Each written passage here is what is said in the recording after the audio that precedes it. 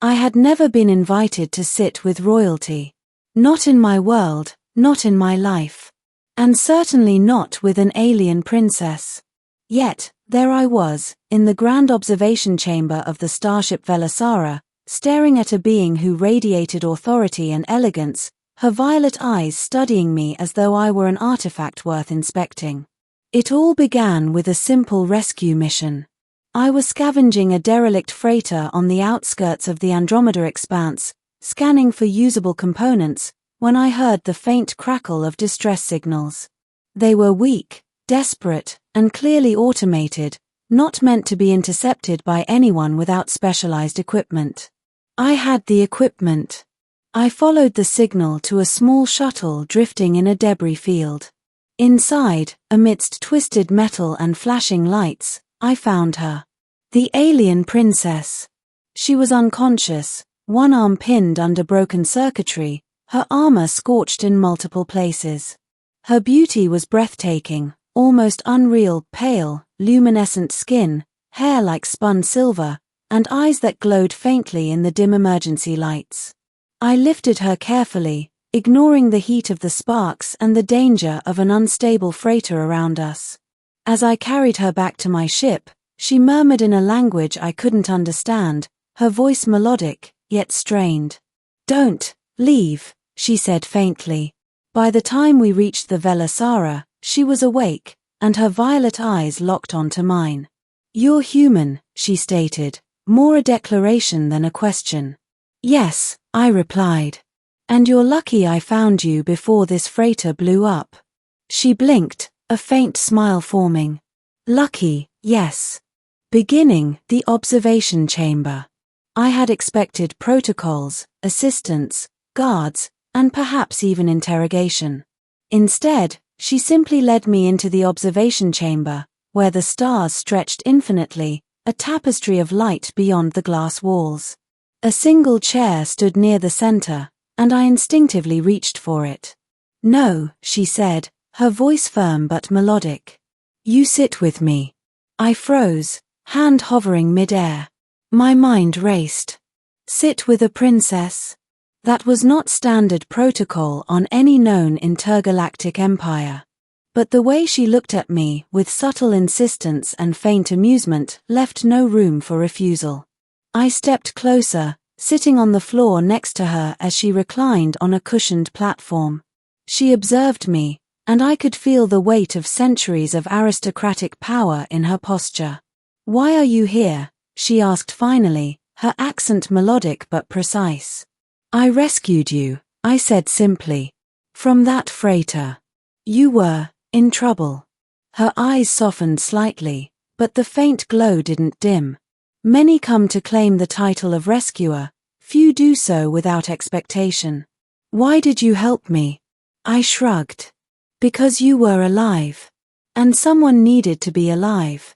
Middle secrets and confessions."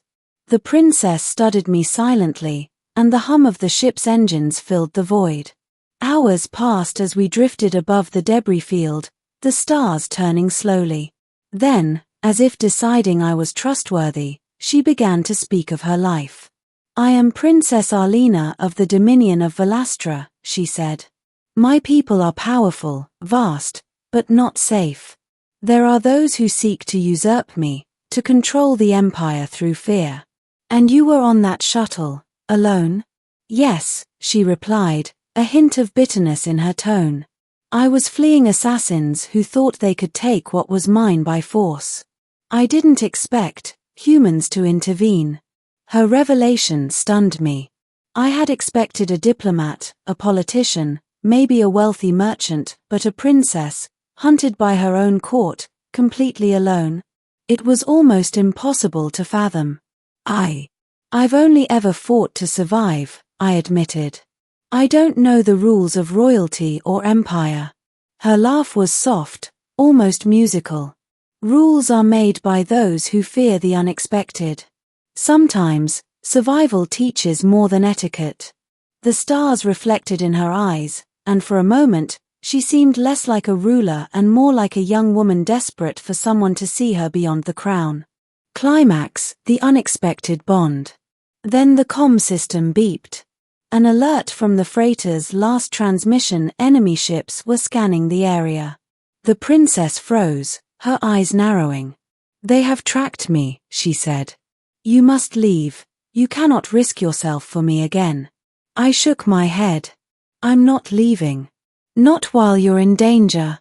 Her gaze softened, almost vulnerable.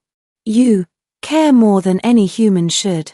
And in that suspended moment, between stars and the hum of the ship, she made her next move.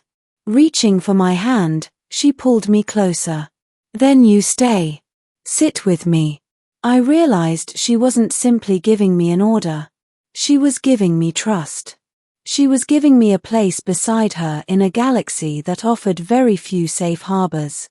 We spent the rest of the voyage in quiet companionship, talking, sharing stories, and, perhaps most importantly, simply existing together without expectation.